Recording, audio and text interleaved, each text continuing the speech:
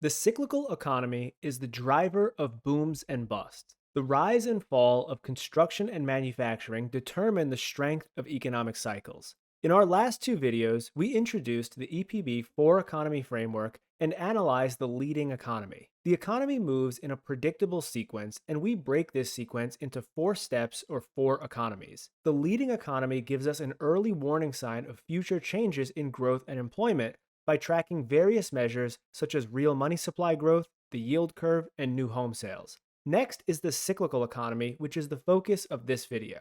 The cyclical economy is the first time we measure growth and employment directly, but only for the construction and manufacturing sectors, as these two industries are the most sensitive to changes in monetary policy and have the largest booms and busts. In the leading economy, we looked at monetary measures and some measures of sales volume for key cyclical economy goods like homes and trucks. The cyclical economy directly measures the growth or production of those goods and the employment needed for the production of those goods. The cyclical economy is the engine of growth or the pulse of the economy. The rise and fall of construction and manufacturing determine the strength of the economic cycle. This chart shows the cyclical economy index, a measure of production and employment for construction and manufacturing, and the peaks can clearly be seen leading all major recessionary periods. Furthermore, the peak to trough declines in the cyclical economy are perfectly correlated to the magnitude or severity of the recessionary period. The 2001 recession was the mildest recession because there was a very small contraction in the cyclical economy sectors, while the 2008 recession was massive, with a 30% decline in these key sectors.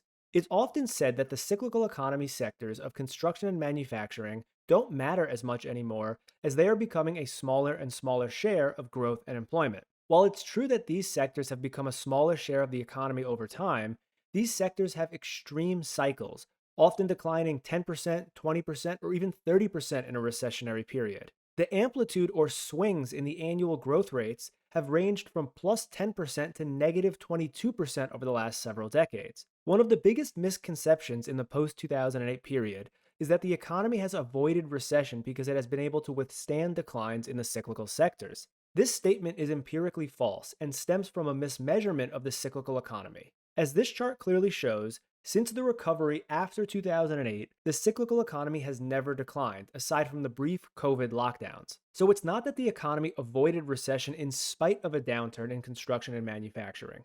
It's very specifically because there was no downturn in construction and manufacturing. The leading economy measures things like sales volumes and new orders, and in that bucket there were downturns and soft patches. However, this bucket does not measure actual production or actual employment of these sectors. When properly measured, it's clear that there was no substantial downturn in the economy's engine, and this is why the economy has not experienced a business cycle recession. This is why breaking the economy into these four buckets and properly sequencing the economic data is so critical in having a detailed understanding of what's going on in the overall economy. The cyclical economy is the most important component of this four economy framework. It's often misstated that the economy declines because consumers stop spending, or that you need to wait for the services economy to slow down.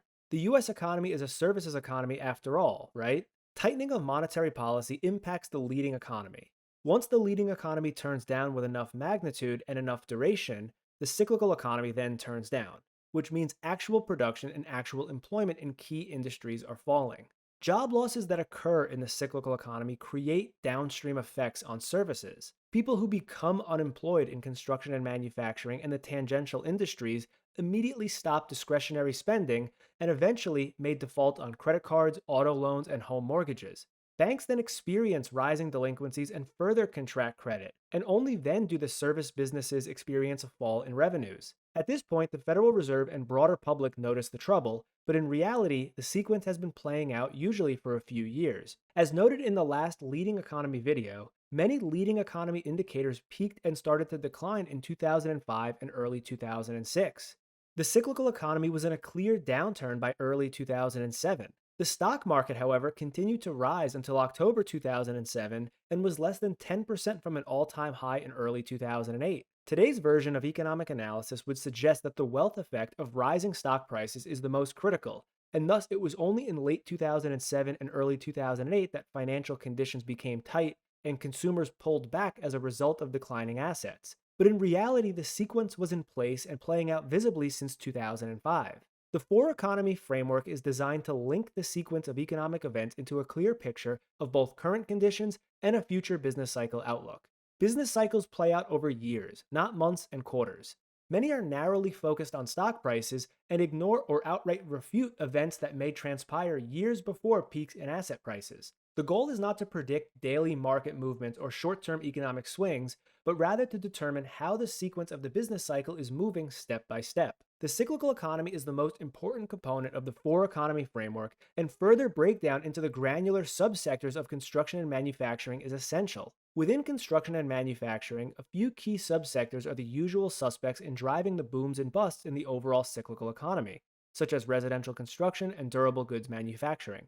In the next video, we'll break down the most important areas of the manufacturing industry, including durable goods and motor vehicle manufacturing. After that, we'll dive into the details within the construction sector before moving to the next step in the four economy framework, the aggregate economy. If you're interested in this structured and repeatable process for tracking the business cycle, click the link in the description box below to visit eppresearch.com and learn more about our business cycle research package. If you found this video interesting, please share it and don't forget to subscribe to this channel so you're notified when the next video in this series is published. Thanks for watching, and I will see you in the next video.